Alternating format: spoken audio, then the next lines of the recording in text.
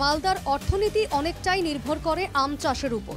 এই মুহূর্তে মালদায় আমে ভরা মরশুম চলছে। মালদার আমের বিপণন বাড়াতে প্রশাসনের তরফেও চলছে নানা কর্মসূচি। জেলা প্রশাসনের উদ্যোগে আমের মেলা হচ্ছে, তারপরেও সব বিধি নিষেধকে বুড়ো আঙ্গুল দেখিয়ে কেটে ফেলা হচ্ছে আম গাছ, যার প্রতিবাদে সরব এলাকার মানুষ।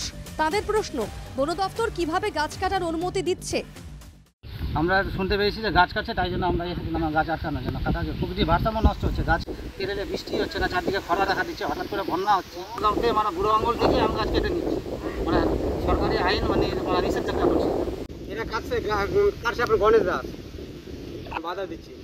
আমরা চাইছি যেন গাছ যেন থাকুক, গাছ যেন না কাটা হোক। দেখছি তুমি যে গাছটা কাটা উচিত না। এখন প্রাকৃতিক যে আপনার ইসের জন্য আমরা যে প্রাকৃতিক আমরা বৃষ্টি হচ্ছে না বা আমাদের কোনো মানে দেখা দিচ্ছে, খরা দেখা। মালদার বিভিন্ন জায়গায় আম গাছ কাটা আটকাতে রুখে দাঁড়াচ্ছেন স্থানীয় বাসিন্দারা।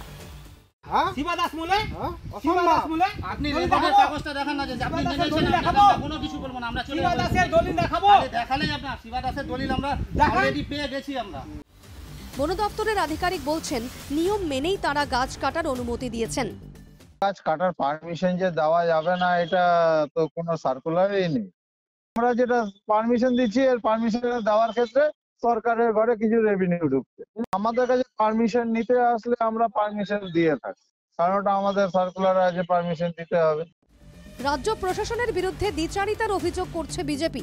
পদ্ম শিবিরের কটাক্ষ, গাছ কাটার পিছনেও রয়েছে কাটমানির খেলা। নীতি সরকারের এইটা হচ্ছে সমস্ত দুর্নীতির একটা আখড়া, এবং এই আখড়ার সঙ্গে জেলা প্রশাসন, ব্লক প্রশাসন, বন দপ্তর এবং এই যে মাফিয়া, ভূমি মাফিয়া যে আছে, এটার একটা বিরাট চক্র হরিশ্চন্দ্রপুর ধরে গড়ে উঠেছে। আর আম গাছ এইভাবে কেটে দেওয়া, পরিবেশকে নষ্ট করা, পরিবেশের ভারসাম্য নষ্ট হচ্ছে, এটা উচিত না। এটা আইনগত, যে কেউ যদি করে থাকে, এটা আইনের চোখে ধুলা দিয়ে যদি কেউ করেও থাকে, তার বিরুদ্ধে আইনি ব্যবস্থা নেওয়া হবে, এটা আমি করব। এবং কোনো আধিকারিক যদি বেআইনিভাবে এটা কোনো পারমিশন দিয়েও থাকে, তাহলে ওনার বিরুদ্ধে ব্যবস্থা হবে।